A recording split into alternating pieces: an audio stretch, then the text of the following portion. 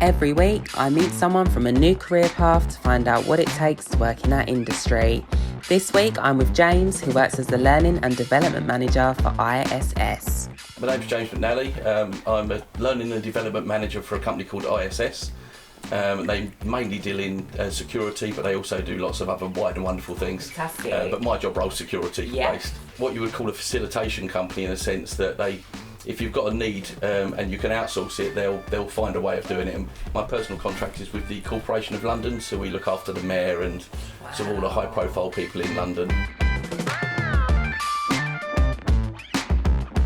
The people. Yeah. Part of being a training manager, if you like, much easier than learning development manager. Yeah. But being in training is you get to meet lots of different people. Right. And obviously finding out what makes them tick and trying to develop them and helping them on their career paths. Okay, well, I've had a bit of a varied career path. I was about 11 years old when I started in the greengrocers. Really? Wow, so that was fun. amazing. They used to bully me there, but never mind. Oh. I was 11. Oh. And then I kind of left school and I started to do things like I started in accounting, Right. did that for a year. And then I moved on to banking. I was in banking for 15 years. Wow. I was a financial planning manager and there was loads of exams and tests and things. Oh, I that can come with that, imagine, yeah. And then I moved on to being a prison officer quite randomly. Oh, okay, so you've done loads of different career paths. Bit of a change in path there. Yeah, I was going to say. And I was a prison officer for 12 years, but part of that is I learnt to be a use of force instructor.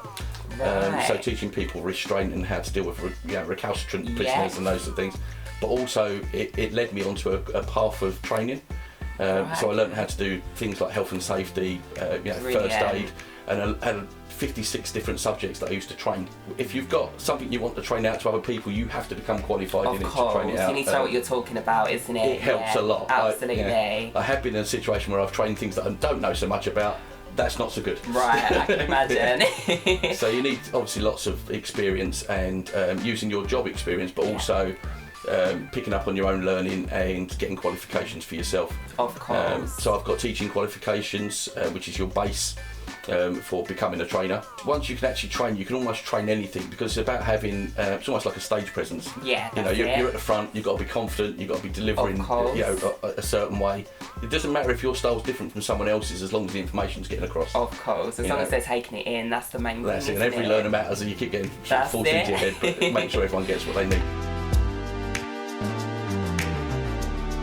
I kind of fell into this job role. Yeah. But I found it suited my personality and my style. Brilliant. So I think before you actually start on your career path, think about who you are and where you want to be and what path you need to take to get there. But if something doesn't fit for you quite right, find out or look into why you think that doesn't fit. Is it the people around you? So maybe a different company doing the same thing would work for you.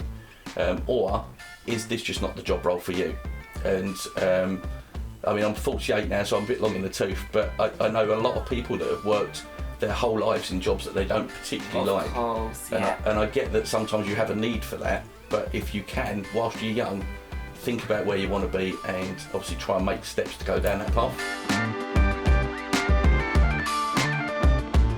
I think a monkey because they're mischievous.